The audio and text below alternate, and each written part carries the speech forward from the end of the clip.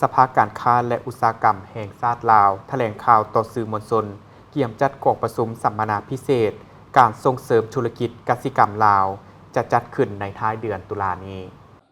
สภาการค้าและอุตสาหกรรมแห่งชาติลาวร่วมกับสมาคมธุรกิจกสิกรรมลาวได้จัดพิธีแถลงข่าวเกี่ยมจัดกองประชุมสัมมนาพิเศษการส่งเสริมธุรกิจกสิกรรมลาวขึ้นในวันที่22ตุลานี้ที่สภาการค้าและอุตสาหกรรมแห่งชาติเป็นการแถลงข่าวของทานบุญเลิศหลวงประเสริฐรองประธานสภาการค้าและอุตสาหกรรมแห่งชาติลาวพร้อมด้วยคณะมีหัวหน่วยธุรกิจและสื่อมวลชนเข้าร่วมทานบุญเลิศหลวงประเสริฐได้แถลงว่าเพื่อพันขยายและจัดตั้งปฏิบัติตามนโยบายพัฒนาเศรษฐกิจสังคมโดยเฉพาะแมนเวียกงานสุขยู่ส่งเสริมการผลิตกสิกรรมภายในทดแทนการนำเข้าและการผลิตเพื่อส่งออก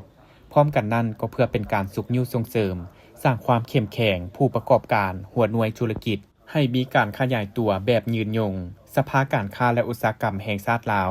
ร่วมกับสมาคมธุรกิจกสิกรรมลาวได้มีการจัดกองประชุมสัมมนาพิเศษการส่งเสริมธุรกิจกสิกรรมลาวโดยได้รับการสนับสนุนจากธนาคารพัฒนาอาซีจะได้จัดขึ้นในวันที่31ตุลา2025ที่นครหลวงเวียงจันทน์จะดำเนินเป็นเวลา1วันภายในงานจะได้เชื้อเชิญแขกจากภาครัฐองค์การจัดตั้งสากลสภาการค้าและอุตสาหกรรม18แขวงสมาคมธุรกิจกลุ่มกสิกรรมแต่ละแขนงกลุ่มตลาดธนาคารสถาบันการเงินสหกรณ์หัวหน่วยธุรกิจกสิกรรมและภาคส่วนอื่นที่ติดพันกับต้องโซ่ธุรกิจกสิกรรมคาดคะเนจะมีผู้เข้าร่วมประมาณ300ท่านจุดประสงค์หลักในงานก็เพื่อปรึกษาหารือเกี่ยวกับวิธีการนำใช้โอกาสใหม่เหล่านี้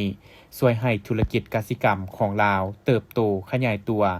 ปรึกษาหารือธุรกิจแขนงกสิกรรมลาวสู่ตลาดสากลในอนาคตสนทนาเกี่ยวกับการปรึกษาหารือเพื่อแก้ไขข้อคุมข้างและสิ่งท้าทายต่ออุปสรรคของธุรกิจกสิกรรมลาวที่มีปัจจุบันและต่อหน้านอกนี้ยังมีพิธีเซ็นสัญญาสนองทุนให้โครงการจุดสุ่มผลิตสินค้าลดพรการนำเข้าระหว่างสภาการค้าและอุตสาหกรรมแห่งชาติลาวสมาคมธุรกิจกสิกรรมลาวกองทุนส่งเสริมการผลิตสินค้าลาว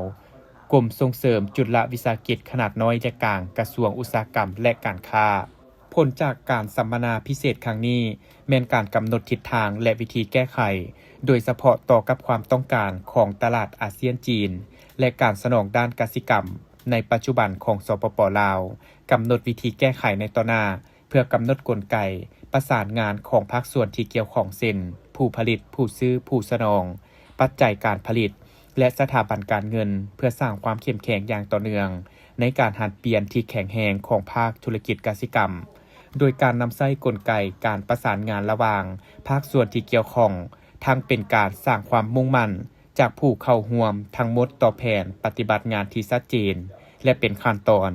ซึ่งจะเป็นพื้นฐานสำหรับยุทธศาสตร์ในระยะยาวเพื่อหันเปลี่ยนธุรกิจกสิกรรมลาวสู่ใส่การจัดตั้งปฏิบัติและความคืบหน้าที่สามารถวัดแทกได้ในระยะ5ปี2025-2030ในโอกาสดังกล่าวทานยังได้เชิญชวนบรรดาทานผู้ที่มีความสนใจในต้องโสดธุรกิจกสิกรรมเข้าร่วมปรึกษาหารือแลกเปลี่ยนข้อมูลข่าวสารในกล่องประชุมสัมมนาพิเศษดังกล่าวสามารถสอบถามข้อมูลเพิ่มเติมได้ที่ห้องการสภาการค้าและอุตสาหกรรมแห่งชาติลาวแผนกพัฒนาองค์กรธุรกิจสมาชิกและข้อมูลข่าวสารหรือสมาคมธุรกิจกสิกรรมลาว